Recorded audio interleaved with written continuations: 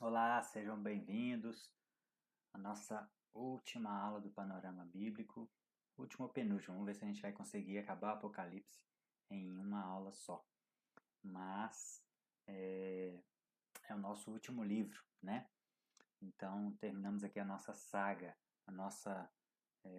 nosso acompanhamento de toda a Bíblia. Fizemos o panorama e depois viemos livro por livro, estudando um pouco mais a fundo. E o Apocalipse é um dos mais enigmáticos livros da Bíblia. Não só o Apocalipse, mas todos os livros apocalípticos da Bíblia, eles são um pouco mais enigmáticos por causa da natureza deles, né? Apocalíptica, o nome já diz. Então, nós vamos tentar ir um pouco mais devagar nele e vamos ver se a gente consegue terminar hoje em uma aula. Essa aqui é a imagem dos quatro cavaleiros do Apocalipse, né? Os famosos quatro cavaleiros. E o que eu queria já falar de início, gente, é que o Apocalipse, como vários gêneros e como vários livros e textos da Bíblia, eles têm várias interpretações, pelo menos quatro. E eu vou tentar mostrar as quatro aqui. São quatro interpretações possíveis e, e, naturalmente, talvez você se identifique com uma, outros vão se identificar com outra, e eu vou tentar também falar um pouco da que eu acredito ser a mais correta, né? A que eu entendo hoje. Apocalipse é um dos temas, escatologia é um dos temas da teologia que eu menos estudei na vida, eu estou começando a estudar agora. Então, tudo que eu falar, do que eu creio, são coisas provisórias, né? É o que eu tenho entendido até o momento sobre o assunto. Tem assuntos que eu já estudo há mais anos, então eu já tenho uma opinião mais formada. Apocalipse é algo mais recente na minha formação teológica, mas é algo que eu tenho gostado muito, muito mesmo.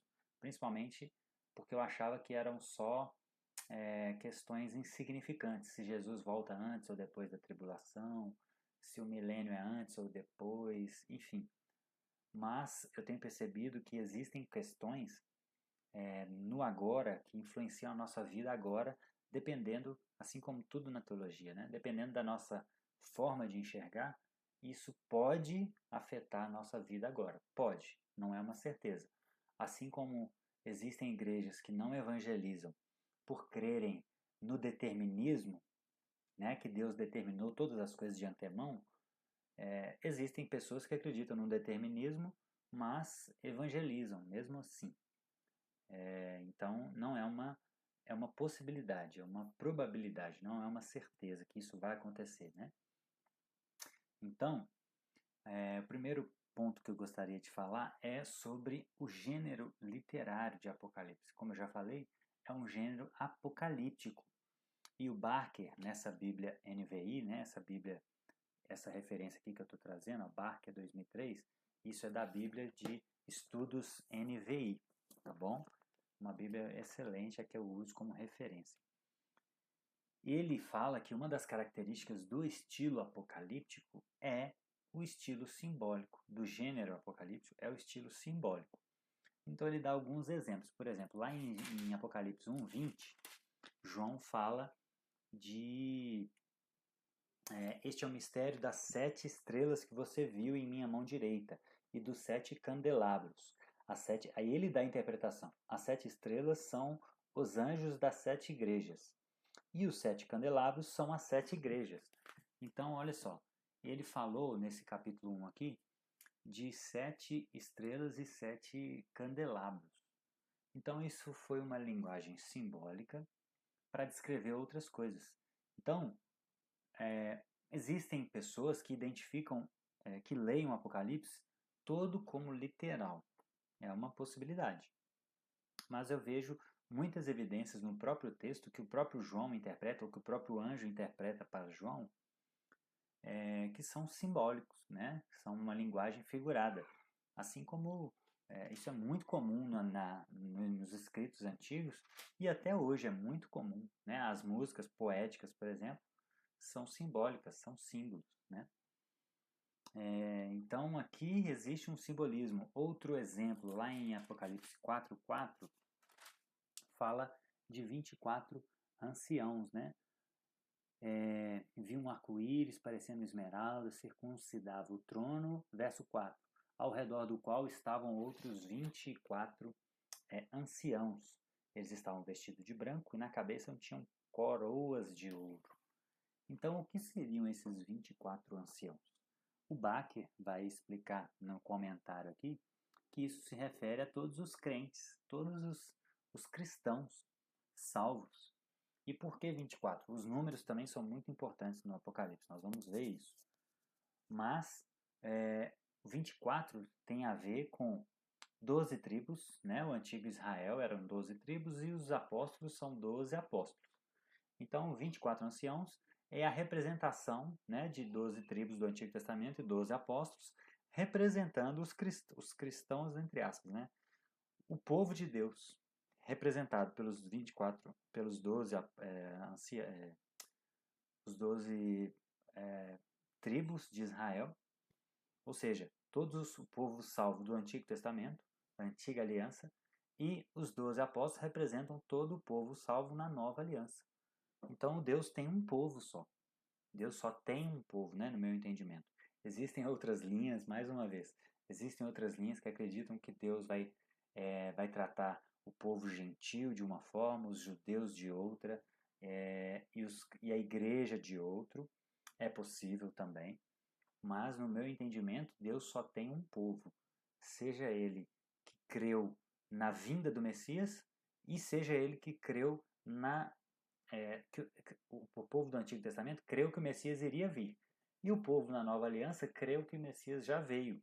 Então, um olha para frente, o outro olha para trás, mas todos estão olhando para Jesus. Então, a salvação é em Cristo, sempre foi em Cristo, né? Mesmo na Antiga Aliança. E outro exemplo, Apocalipse 5:8, fala do incenso, que ao recebê-lo, os 4 seres viventes, os 24 anciãos, prostraram diante do Cordeiro. Cada um deles tinha uma harpa e taças de ouro cheias de incenso, cada um de quem? Dos 24 anciãos. Cheias de incenso, taças de ouro cheias de incenso. Se o texto parasse aqui, a gente ia ficar perguntando o que seria essa taça de incenso, né? Mas o texto continua, que são as orações dos santos. Então, ou seja, João viu os 24 anciãos com taças de ouro e incenso. O que isso representava? Qual era o símbolo? Todo o povo de Deus carregando as orações dos santos. Olha que interessante. Então, o estilo literário, né, o gênero apocalíptico, ele traz um estilo altamente simbólico. Então, é assim que eu entendo que a gente deve ler o Apocalipse. Inclusive com os números, inclusive com as imagens de dragões, de animais, tudo são símbolos, não devem ser literais. Existe a linha interpretativa que leem essas coisas como literais. É possível, porém, eu acho que faz mais sentido ler de forma simbólica, como o próprio livro às vezes se interpreta, né? Ele interpreta a si próprio. E aí, outro ponto interessante é sobre os números. Então, por exemplo, o número 7 em Apocalipse significa perfeição, algo completo. E o número 7 é muito presente, existem vários números, né? 7 é o número da perfeição, 12 é o número do povo de Deus, 6 é o número do homem, por isso que a marca da besta é 666. Enfim, tem outros números que aparecem aqui, né? 70, 1243 dias, 70 semanas, 1243 dias, ou, enfim, tudo isso representa a mesma coisa, né? Um período de tempo. Então, por exemplo, o número 7, que significa perfeição, algo completo, ele aparece 52 vezes no livro do Apocalipse. É muitas vezes, e algumas delas, por exemplo, são 7 bem-aventuranças, que começa o livro com 7 bem-aventuranças. São 7 igrejas que João escreve no início, né? O capítulo 1, 2 e 3. O capítulo 2 e 3, na verdade, são destinados a 7 igrejas. Essas 7 igrejas têm 7 espíritos, existem 7 selos no livro, 7 trombetas, tem 7 taças também, mas não está aqui. Existem 7 trovões, lá em Apocalipse 10. Existem 7 sinais que acompanham a marca da besta, né? o falso profeta, tudo que está relacionado ao anticristo. Existem 7 coroas, ou seja, o 7 é um número que aparece muito no Apocalipse. Então, os números são algo muito importantes para o povo judeu dessa época, né? Existia e existe ainda uma tradição judaica chamada Cabalá, que é o quê? É a área da teologia judaica que interpreta e pensa sobre os números. Então, é claro que existe, dentro da Cabalá, existe rabinos que vão, talvez, para um excesso e começam a entrar em questões esotéricas, místicas, né? Mas é quase uma numerologia. Mas existe uma linha que é um pouco mais sensata, mais equilibrada, né? Que lidam com os números como símbolos, né? 40 na Bíblia, por exemplo, é muito importante. Moisés passou 40 dias. Moisés, com 40 anos, ele vai para o deserto. Com 40 anos, ele volta para libertar o povo e liberta o povo e anda com eles 40 anos no deserto. Ele fica 40 dias no monte para receber as tábuas da lei. O povo vai espiar a terra por 40 dias. Jesus passa 40 dias no deserto orando e jejuando. Jesus fica 40 dias com os discípulos depois de ressuscitar, ensinando a eles sobre o reino de Deus. Então, 40 na Bíblia simboliza um novo tempo, um novo ciclo, algo novo que se abre, né? Então, tudo isso que a gente falou são coisas que estavam acontecendo que iam iniciar uma nova era, um novo momento histórico, né? Então, 40 é muito importante e não seria diferente no Apocalipse.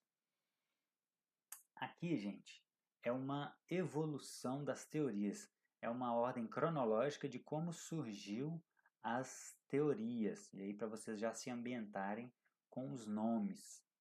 Então, por exemplo, a primeira que surgiu entre os pais da igreja, entre o século I e o século III, é o pré-milenismo histórico. Hoje é chamado de histórico porque depois surgiu um outro chamado pré-milenismo dispensacionalista, que é o mais recente. Então, esse aqui é considerado chamado de pré-milenismo histórico. Então, os pais da igreja, os primeiros pais da igreja, eles acreditavam que... O que significa pré-milenismo? Em Apocalipse 20 fala de um período de milênio, né? Um tempo, um período de 1000 anos, que é chamado de milênio, por isso. E aí existiam basicamente, pensando no milênio, existem basicamente duas correntes. Aquelas que acreditam que Jesus volta antes do milênio e aquelas que acreditam que Jesus volta depois do milênio. Por isso, pré-milenista e pós-milenista.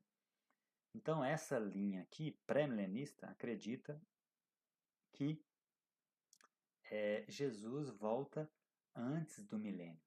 Depois que Jesus volta, que começa o milênio. Então, essa foi a primeira linha interpretativa. Mas ela acreditava que Jesus viria uma vez só. A igreja passaria pela grande tribulação, Jesus voltaria e aí iniciaria o milênio aqui na Terra. E depois Satanás seria solto, nós vamos ver com mais detalhes. A segunda visão que surge, com Agostinho de Hipona, um dos teólogos mais importantes da história da igreja antiga, é o amilenismo, ou conhecido também como milenismo consumado. E essa visão é uma visão pós-milenista, ou seja, ela acredita que Jesus volta depois da tribulação, depois do milênio, perdão. E o que ela acredita? Que o milênio começou na vinda de Jesus. Ali Jesus estabelece o reino de Deus e ali inicia-se o milênio. Então, nessa visão, o milênio ainda está acontecendo, né, nos nossos dias, e quando o milênio acaba quando Jesus volta, né? Então, essa é a visão amilenista. Ela foi predominante entre o século IV ao XV. No século XVI surge a terceira visão, que é o pós-milenismo. Também é uma visão, essas duas aqui são pós-milenistas e essas duas das pontas são pré-milenistas. Qual é a diferença dessa aqui para a milenista, ou milenismo consumado? Essa aqui acredita que nós ainda não estamos no milênio. A sociedade, opa, agarrou aqui. A sociedade, ela vai avançando em todos os sentidos, moralmente, tecnologicamente, e vai chegar um período que vai ser quase um céu na Terra. Nós vamos viver um período de paz e prosperidade de 1000 anos, que não é literal também. Essas duas visões não enxergam o milênio como algo literal. As pré-milenistas, sim, é 1000 anos, 999 mais um. Essas duas enxergam como um símbolo para um período grande, né? Chamado de milênio.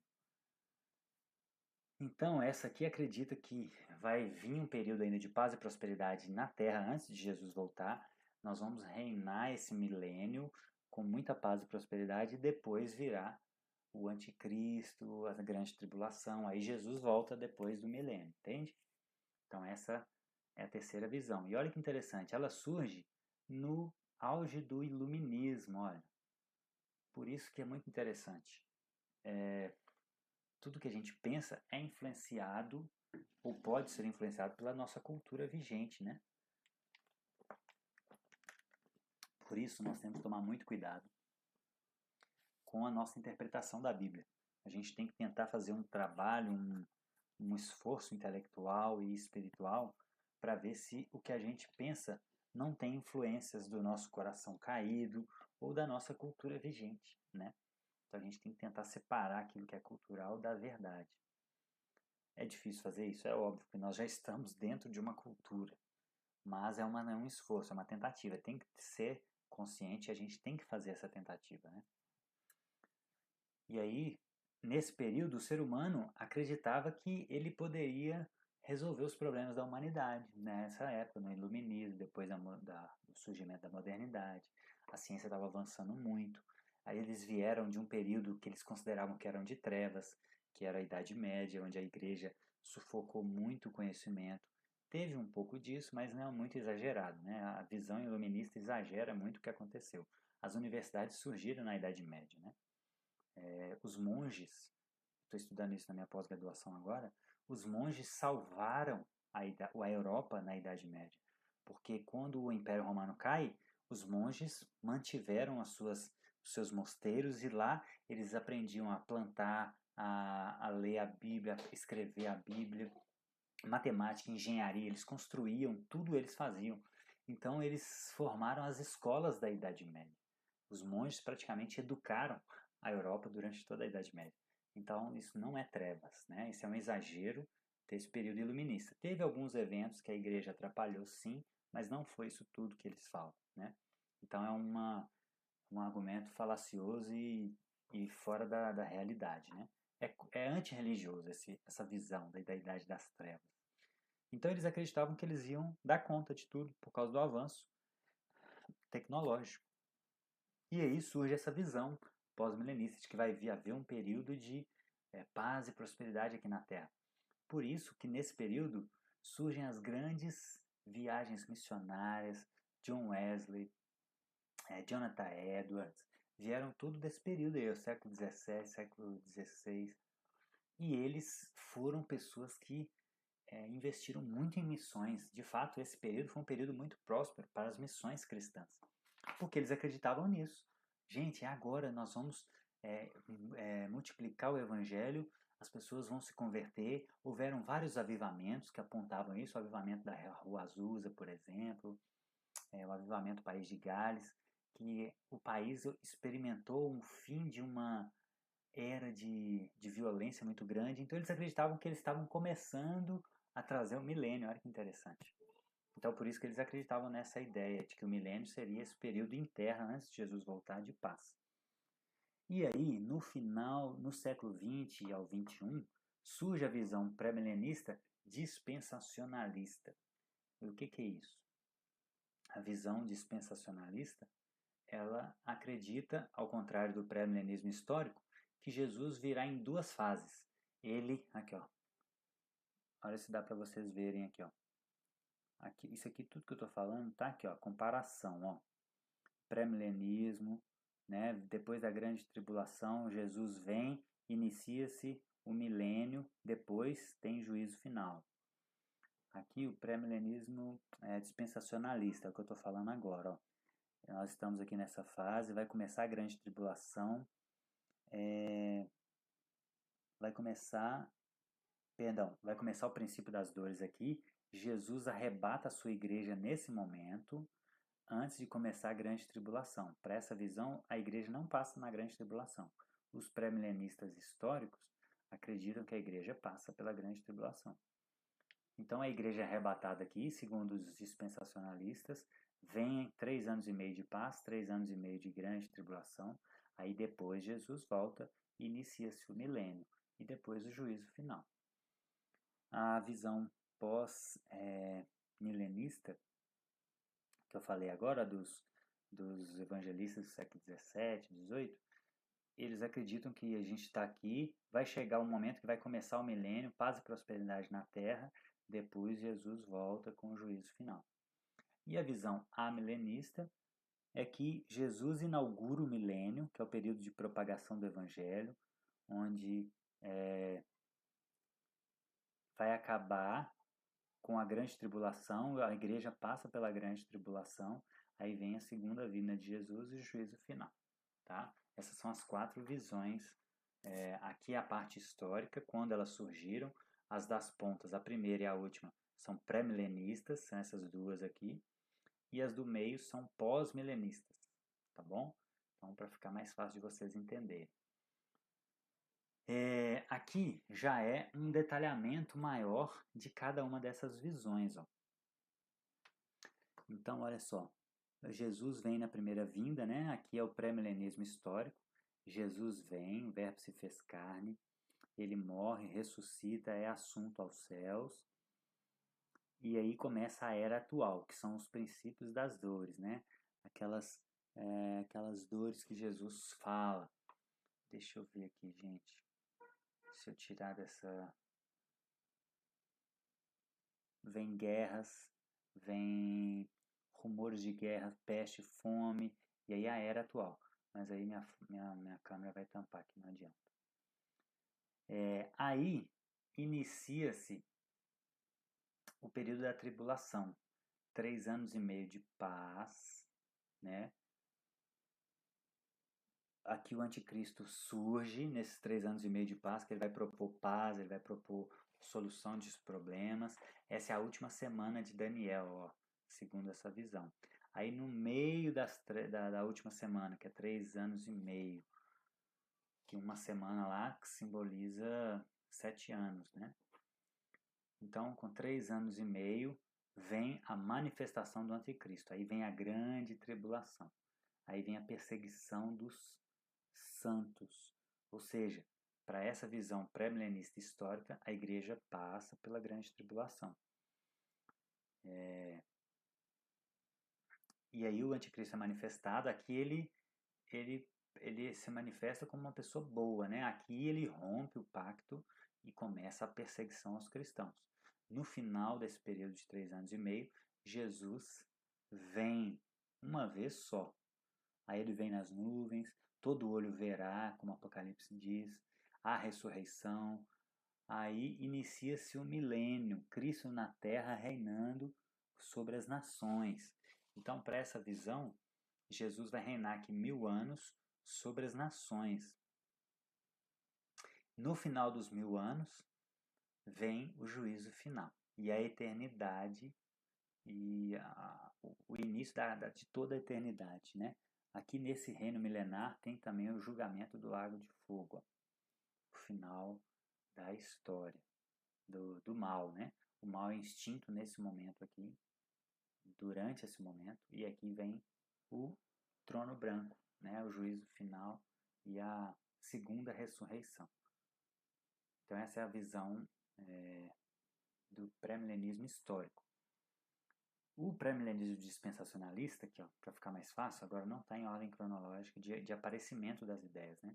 Mas as duas pré-milenistas. Qual que é a diferença?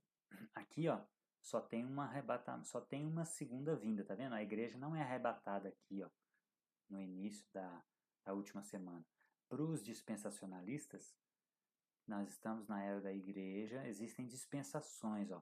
Por isso que eles são chamados de dispensacionalistas. Então eles acreditam que existe uma idade de inocência com Adão, uma dispensação de consciência na época de Noé, uma dispensação de governo com Babel, uma dispensação de promessas com Abraão, dispensação da lei com Israel, a da graça com a igreja. Então, para eles, ó, estamos na dispensação da igreja. E vai vir a última dispensação, que é o milênio, né? São 7, olha novamente o 7 aqui, olha que interessante. Então, nós estamos na dispensação da igreja. Aí, na última semana, a igreja arrebatada tem um arrebatamento secreto. Por que essa visão é muito forte hoje, gente? Ela surgiu, ela é a mais nova e a mais forte, a mais comum. Ela foi muito divulgada por uma Bíblia chamada Bíblia Scofield. Então essa Bíblia fez muito sucesso e por causa do sucesso dessa Bíblia, isso virou filme, aquele filme Deixados para Trás, traz uma visão dispensacionalista, pré-milenista, dispensacionalista.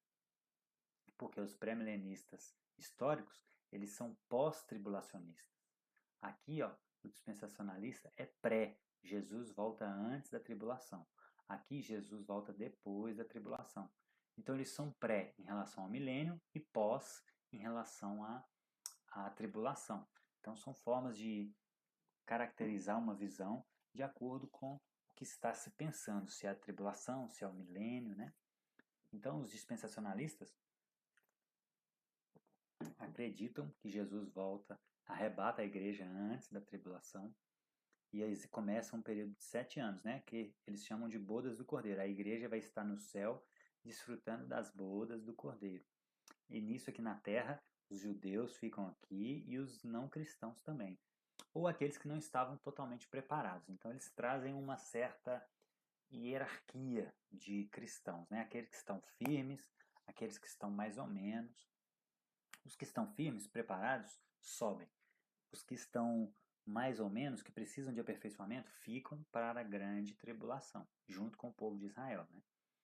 E aí eles acreditam também que os israelitas serão importantes nesse período, que é o que eles vão aceitar Jesus nesse período, reconhecer o Messias. E aí depois, no final da grande tribulação, Jesus volta de forma visível, que é a parousia, né? O final. E aí vem a primeira ressurreição. E inicia-se o milênio, a partir disso. Depois, Satanás é solto, como diz o Apocalipse, e depois disso vem o juízo final. Aí Satanás é extinto e vem o reino vindouro, a eternidade depois disso, né? Então, essa visão dispensacionalista. Na visão amilenista, ou do milênio consumado, por que amilenismo não é um termo muito correto? Porque a significa negação, né? Então, tecnicamente, isso aqui está dizendo que não existe milênio.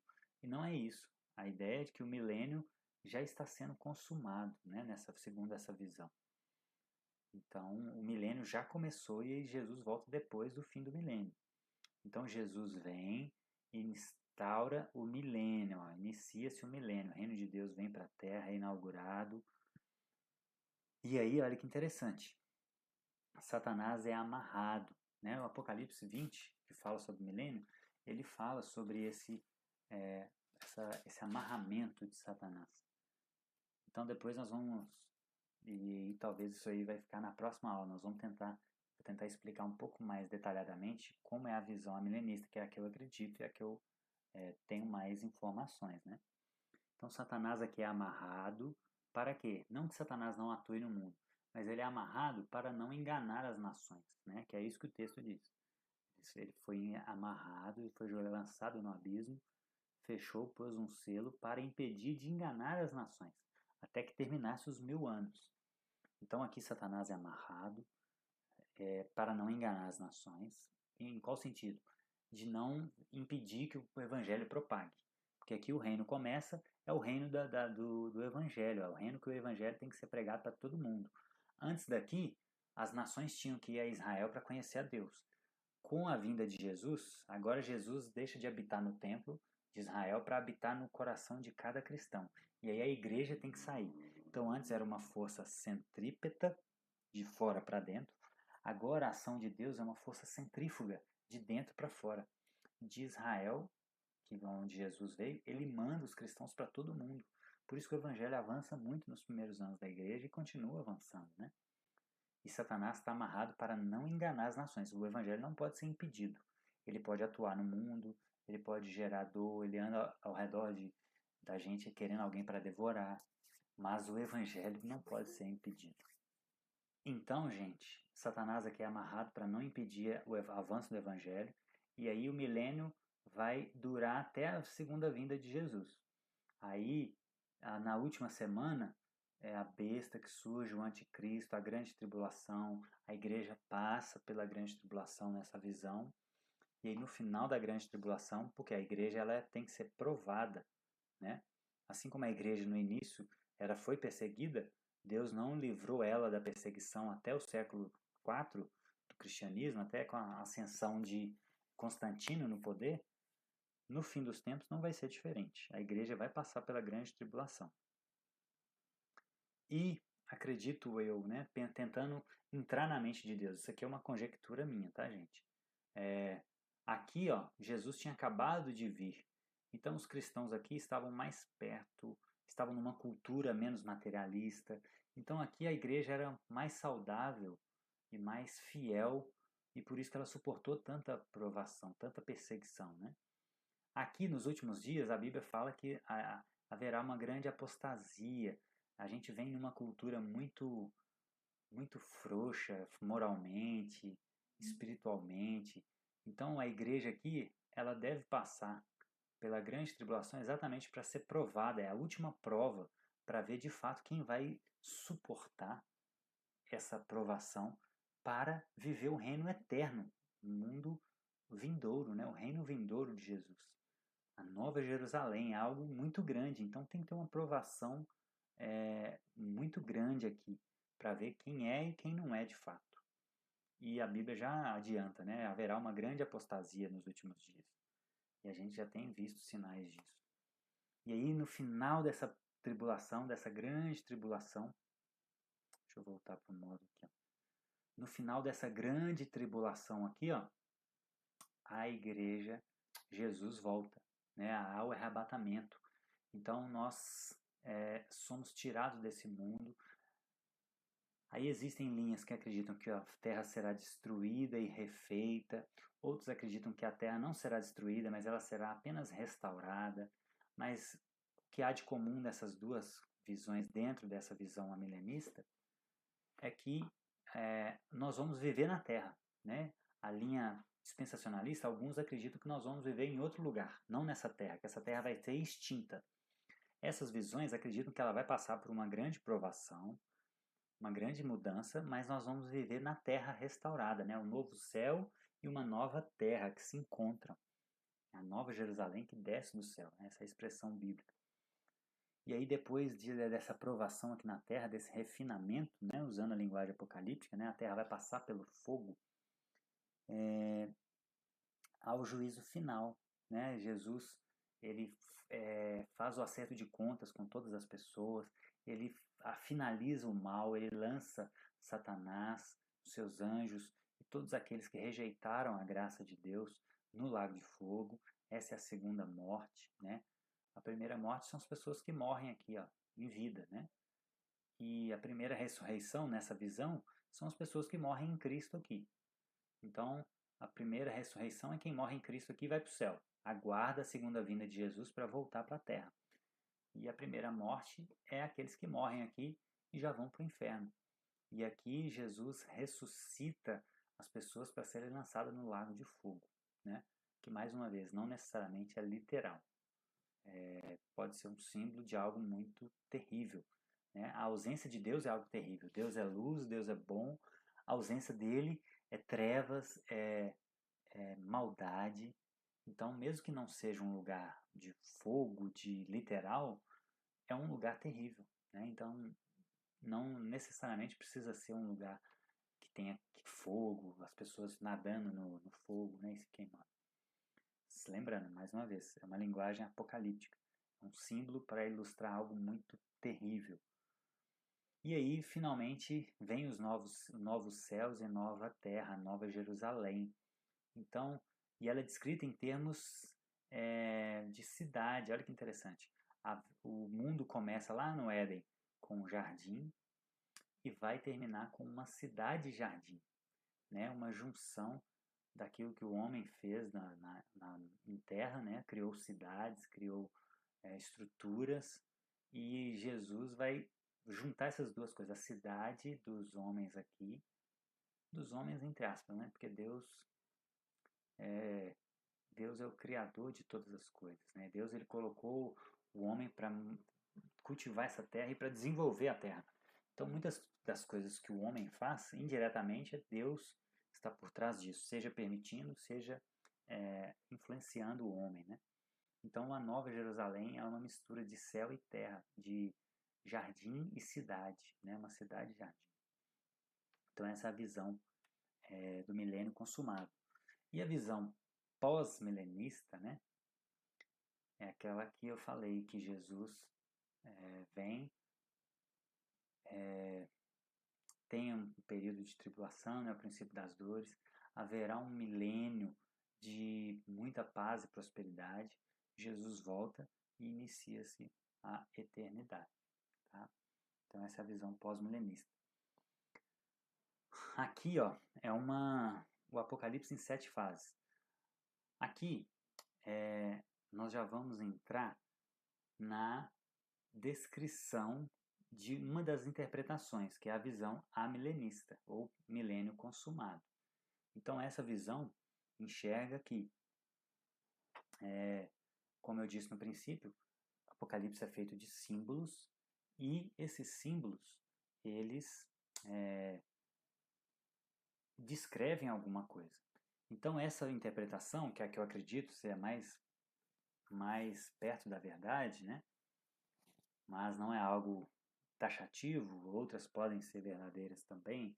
Existem pontos fortes e fracos em ambas as teorias, mas essa é que eu vejo que tem menos pontos fracos, né? Ela enxerga o Apocalipse em 7 fases.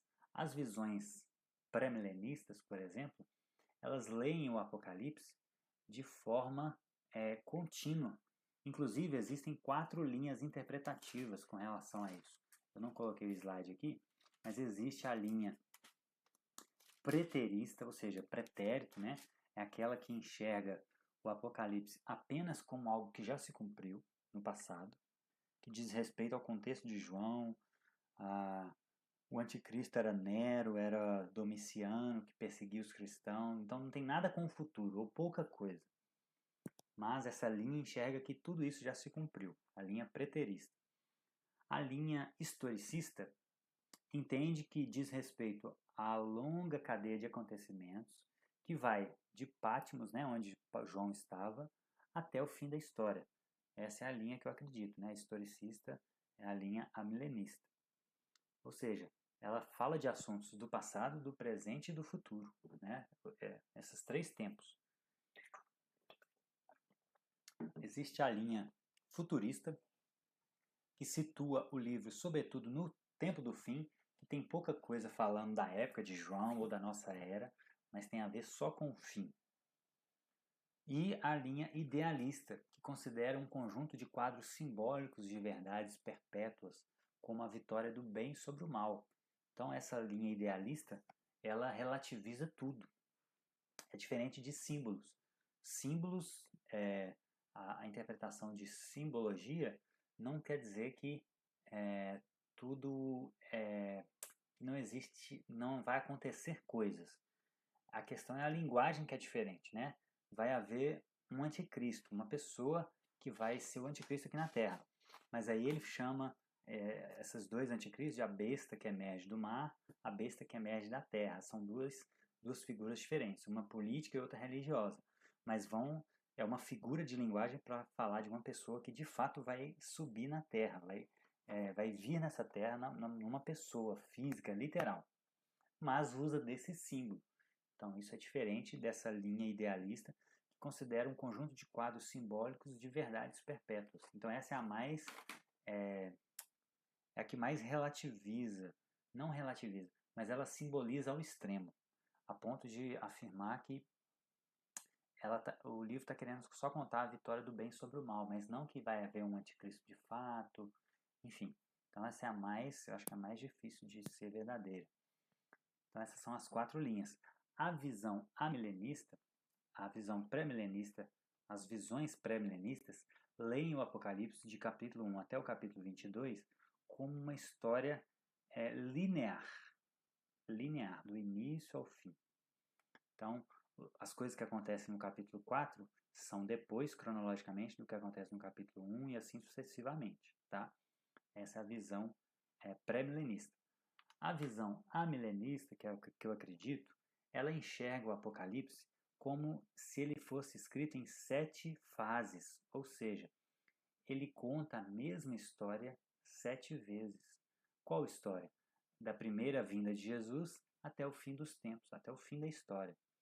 Então, na próxima aula nós vamos ver isso um pouco mais detalhadamente. É a última aula do ano, a próxima aula, inclusive. Nós vamos fechar o Apocalipse, vai dar certinho. Ela enxerga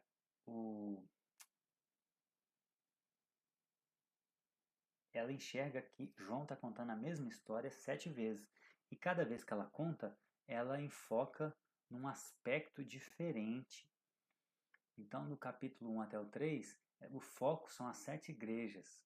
E o que Jesus está falando com elas, né? Basicamente, ele tem palavras de incentivo e palavras de exortação, aquelas 7 igrejas que existiram lá na época de João e eram conhecidas, eram igrejas verdadeiras de pessoas e que Jesus, usou João, revelou para João as dificuldades de cada igreja e os acertos de cada igreja. Então, essa é a primeira parte do livro, do capítulo 1 até o 3. Do capítulo 4 ao 8, 8.6, né, 8 versículo 6, são os 7 selos. E aí, o foco aqui é apresentar os mártires, apresentar a vitória dos mártires sobre a grande tribulação, né? E acontece o primeiro culto no céu. A terceira sessão, do Apocalipse 8 a 11, são as 7 trombetas. Eles estão contando a mesma história, começa novamente, mas cada uma delas tem um enfoque diferente. Aqui, ó, está falando do juízo a partir do altar de incenso, a ira sobre os que destroem a terra. O capítulo 12 ao 14, o foco é o dragão, o anticristo, aqui o falso profeta. Então aqui, ó, tem a ver com o foco é o anticristo, né? Sorver do vinho do cordeiro contra os adoradores da besta, né? Ou seja, é o juízo de Deus sobre os adoradores da besta. Então o foco aqui é a besta, o anticristo. De 15 a 16 são as 7 taças. São os juízos sobre a terra, né? Como vai acontecer os juízos sobre a terra. Do Apocalipse 17 ao 19, o foco são a trindade diabólica. De Satanás, ele quer sempre imitar a Deus, né? Assim como existe o Pai, Filho e Espírito Santo, existe o Satanás e existe a besta que emerge do mar e da terra. A besta que emerge do mar é o anticristo político e a besta que emerge da terra é o anticristo religioso. Então ele faz uma brincadeira, né? Ele tenta imitar Deus, como se ele fosse o Pai, a besta e as bestas que emergem da terra e do mar, o Filho e o Espírito Santo, né? E aqui também vem mostrar as bodas do Cordeiro, ou seja, é o juízo sobre as bestas, né? Vem a batalha do Armagedon, é aqui que conta. E a última sessão do Apocalipse 20 vai mostrando, começa mais uma vez a contar a história da vinda de Jesus, do início do milênio, a prisão de Satanás, e aí vai terminar com o juízo final também, o lago de fogo, né? Então, essa linha enxerga o Apocalipse como se fossem ciclos, 7 ciclos, contando a mesma história. Essas ideias anteriores são muito importantes para se entender o livro. Então, se você ler do início ao fim, você vai tentar encaixar as coisas de uma forma. Se você ler do início ao fim achando que é uma ordem cronológica, você vai encaixar as coisas de uma forma na sua cabeça. Se você olhar para o livro com essa outra visão, você vai conseguir perceber outras coisas, tá? Deixa eu ver aqui. Então, olha só, um detalhe interessante sobre isso. Por que eu acho que faz sentido essa visão que interpreta que Apocalipse é feita em sete fases, né, que conta a mesma história? Por exemplo, no capítulo 6, aqui ó, a gente está nos 7 selos. No capítulo 6, começa a abrir os selos. O capítulo 7, o capítulo 6 mesmo, ele termina falando que o anjo abriu o quarto selo, veio o cavalo amarelo, o quinto selo, veio as almas daqueles que haviam sido mortos por causa da palavra de Deus. Então ele abriu o sexto selo, houve um grande terremoto, o sol ficou escuro, ou seja, tem um grande sinal aqui no mundo, tem um grande sinal aqui que outras passagens da Bíblia, que tudo isso a gente tem que concordar, a Bíblia inteira é uma revelação de Deus, quando a gente vai olhar a cronologia de outros escritos da Bíblia, de Mateus 24, por exemplo, esse sinal do céu é algo que vai acontecer no finzinho, bem próximo da vinda de Jesus. Então aqui no capítulo 6 já acontece esse sinal, no final do capítulo 1, versículo 12, ó, houve um grande terremoto, o sol ficou escuro. Essa é uma linguagem comum a vários outros textos. Como um tecido de crina negra, a lua se tornou vermelha como sangue, as estrelas do céu caíram, como figos verdes caem da figueira. Então o céu foi se recolhendo e enrolando-se como um pergaminho. Então, olha só, ele começa a dar sinais aqui do final mesmo, do final do final. E aí ele fala dos 144 mil selados, que nós vamos ver na próxima aula. E ele fala de uma grande multidão com vestes brancas, dando a ideia que já está no final, né, no reino celeste. E eles começam a louvar e a agradecer, falar que a salvação pertence a Deus. E aí no verso 14, 7,14, no 7,13, então os anciãos me perguntaram, né, João, quem são esses que vocês estão vendo, que estão vestidos de branco? De onde vieram? Então eu respondi, Senhor, tu sabes. Então ele disse, estes são os que vieram da grande tribulação. Olha só, ele está situando aqui o capítulo 7, ó, nós estamos aqui, ó, do 4 ao 7. Ele está situando o capítulo 7 aqui, depois da grande tribulação. Ele viu as almas daqueles que vieram da grande tribulação e lavaram as suas vestes no sangue do Cordeiro. Por isso eles estão diante do trono de Deus e servem dia e noite em seu santuário. Nunca mais terão fome, nunca mais terão sede. Deus enxugará os seus olhos, as suas lágrimas. Olha só, dá a ideia de fim, né? É o reino vindouro. Acabou. Eles já vieram da grande tribulação e agora eles vão entrar para o reino eterno. Não haverá mais choro, mais lágrima. E aí inicia-se a outra sessão, que vem as outras trombetas.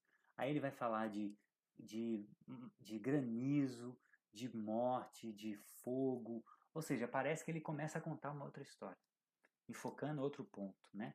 Então, por isso, eu acho que essa visão amilenista é a mais coerente que interpreta o livro do Apocalipse. E aí na próxima aula nós vamos começar a ver isso um pouco mais detalhado, tá bom? Mas mais uma vez, são linhas interpretativas, isso não é algo inerrante, a gente pode estar errado, a pré-milenista pode estar errada em algum ponto, talvez tenha uma mistura das duas, a gente não sabe com certeza absoluta. A gente tenta fazer um trabalho teológico que é o quê? Teologia é basicamente linkar pontos, linkar assuntos, né? Então, quando a gente lê os outros textos e vai tentar fazer uma interpretação coerente, a gente tem pontos mais fortes de uma, tem pontos mais fortes, e a gente tem que tentar ver aquela que a gente acha que está mais perto da verdade, né? Então, na próxima aula a gente vai ver a visão amilenista de forma um pouco mais detalhada, tá bom? Então, A mensagem final apocalíptica é: vigie. Independente da sua linha teológica, independente de como você interpreta, o foco da escatologia é vigiar. Ou seja, Jesus fala em vários momentos: eu volto como um ladrão na noite. Assim como um relâmpago cruza o ocidente e o oriente, assim será a minha volta. Então, o foco da escatologia é mostrar para a gente o seguinte: olha, ele está voltando a qualquer momento, então vigia. Se você não entregou a sua vida a Cristo, se entregue hoje. Se arrependa dos seus pecados, deixe Ele governar, ser o seu Senhor e seu Salvador. Se batize, firme numa igreja, leia a Bíblia, ore, jejue, esteja preparado para a vinda dele. Então essa é a mensagem. Se você já entregou a sua vida para Jesus, vigie, permaneça, não se deixe, como Jesus disse. No fim dos tempos, o amor de muitos se esfriará por causa da maldade. Então não se deixe contaminar com a maldade desse mundo. Continue dentro da sua igreja, amando os irmãos, amando as pessoas desse mundo, ensinando o evangelho, pregando o evangelho para elas, porque Jesus volta a qualquer momento. E aí não há mais chance. Tá? A visão cristã, nós só temos uma chance. Por isso nós pregamos tanto o arrependimento, a vinda de Jesus, porque a gente sabe que só existe uma chance. Não existem reencarnações, só existe uma chance. Então isso é muito sério, é o destino eterno que está em jogo. Então que você seja abençoado por essa mensagem e que você entregue a sua vida a Cristo, se não entregou. Se já entregou, vigie, permaneça firme nele, conectado na videira, para você ter vida até ele vir, tá bom? Deus te abençoe, fique com Deus.